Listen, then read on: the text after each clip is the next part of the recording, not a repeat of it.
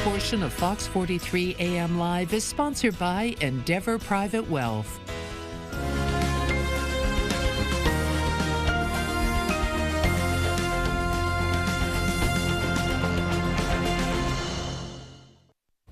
Chris McGee, managing partner at Endeavor Private Wealth, is joining us for our latest segment on investing. Chris, good morning. Welcome back. Good morning, Dane. Chris, so I've heard it said that people may spend 40 years accumulating wealth, then 20 years trying to preserve it, but only 2 hours deciding what will happen to their wealth when they're gone. Is there any truth to that? There could be a grain of truth to that observation.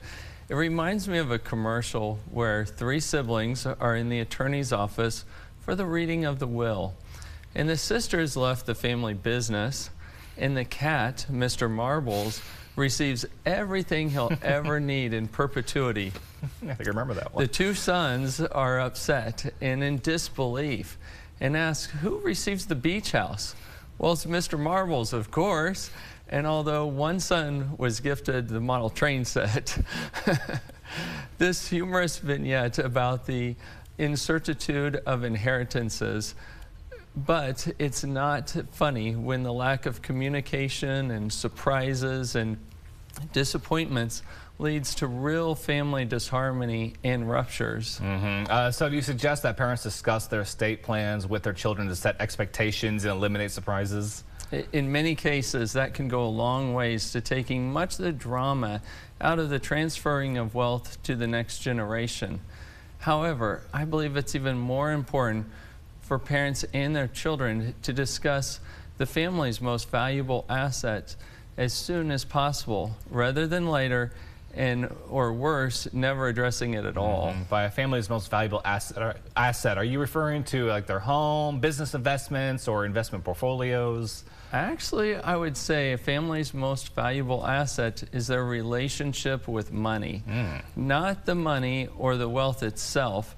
It's the critical to discuss and understand is the use and purposes of the family's wealth and what it may go towards and the joy and fulfillment it has to potentially bring to them and others in causes and things that they support.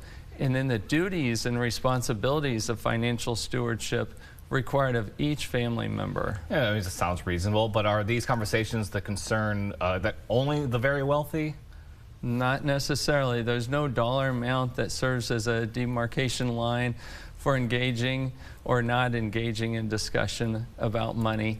And as we've discussed in prior programs, money can be very emotional and can make people uncomfortable and may lead to poor financial decisions. But avoiding those discussions seldom, if ever, makes those tough issues go away. They usually just fester and deepen with time and become more difficult to resolve. So what advice do you have for people who may be reluctant to have such discussions with family members? I like to ask people to reflect whether money was something that was constructively discussed when they were growing up. Unfortunately, the response that I often receive is that it wasn't. And so then I ask if that off-limits approach was helpful or harmful.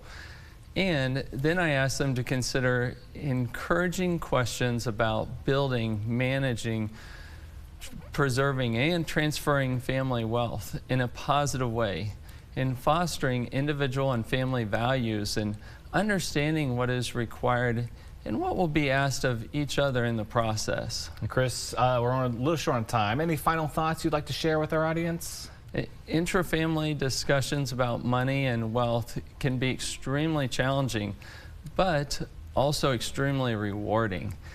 I believe that people may benefit from working with a trusted financial professional, their legal and tax counsel, and other qualified advisors that can help them to navigate the financial passageway unique to each family.